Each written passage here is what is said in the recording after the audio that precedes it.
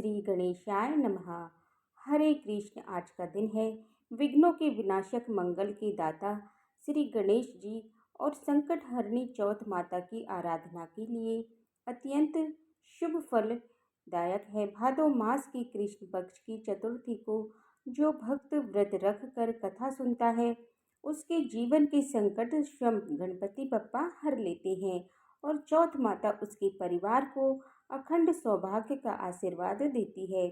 आइए हम सभी अपनी आंखें बंद कर एकाग्र मन से ध्यान करें।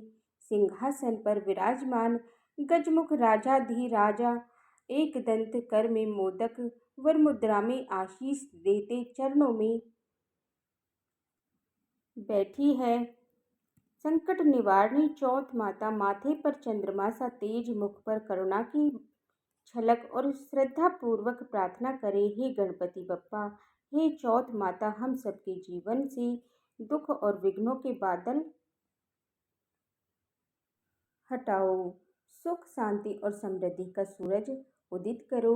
प्रेषिताओं, अब मन में ये विश्वास रखकर कथा का पूर्ण श्रवण करें कि आज के दिन मंगल अवसर पर आपके जीवन में भी कोई ना कोई चमत्कार अवश्य घटेगा। सभी प्रेम से बोलिए, विघ्नहर्ता गणेश भगवान की जय, चौथ माता की जय। भादो मास कृष्ण पक्ष की संकष्टी चतुर्थी।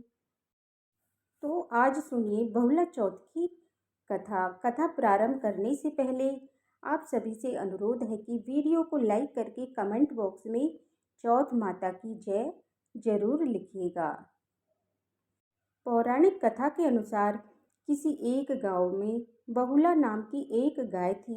उस गाय का एक बछड़ा भी था। बहुला का शाम के समय उसके घर आने में देरी हो जाती तो उसका बछड़ा बहुत परेशान हो जाता था। एक दिन बहुला घास चरते हुए अपने झुंड से बिछड़ गई और जंगल से काफ़ी दूर आगे निकल गई।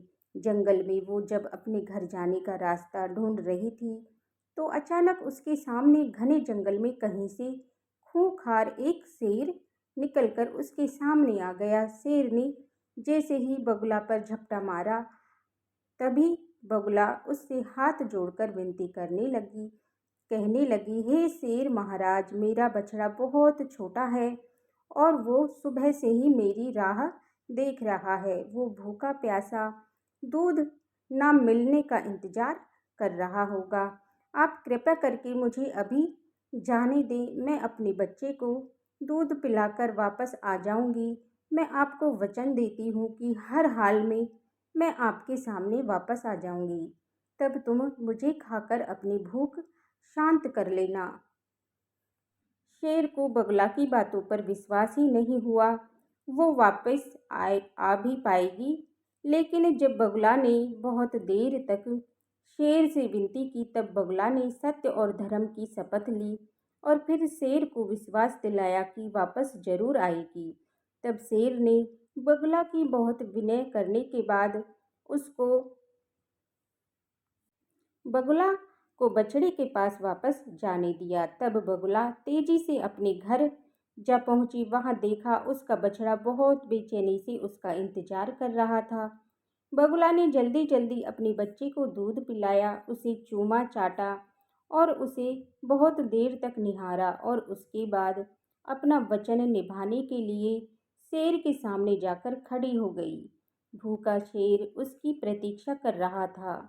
उसे विश्वास नहीं था कि बगुला गाय अपना वचन निभाएगी, लेकिन जब उसने देखा कि गाय तो सचमुच उसके सामने खड़ी है, तब उसे देखकर शेर को बहुत हैरानी हुई। उधर बगुला के वचन के सामने शेर ने अपना सिर झुका लिया और फिर खुशी से बगुला को घर वापस जाने दिया। बगुला खुशी खुशी अपने बछड़े के पास वापस लौट आई और अपने बछड़े के साथ ही रहने लगी।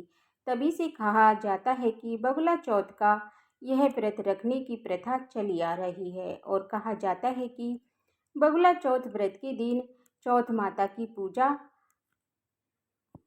करते हैं और इस व्रत कथा को सुनता है उसकी संतान से जुड़ी सभी समस्याएं दूर हो जाती हैं। साथ ही बगुला चौथ माता की उनकी संतान की रक्षा करती है। बगुला चौथ का व्रत करने से सभी मनोकामनाएं पूरी हो जाती हैं। साथ ही मनुष्य के व्यावहारिक और मानसिक जीवन से जुड़ी हुई सभी संकट भी दूर हो जाते हैं। निसंतान दंपत्ति अगर श्रद्धा और विश्वास के साथ बगुला चौथ का व्रत रखती हैं तो उन्हें संतान सुख की भी प्राप्ति होती है। भक्तजनों, ये थी आज की व्रत कथा। तो उम्मीद करती हूँ कि ये कथा आपको पसंद आई होगी। अगर आज की ये वीडियो आपको पसंद आई हो तो मेरे चैनल को सब्सक्राइब ज़रूर कीजिएगा।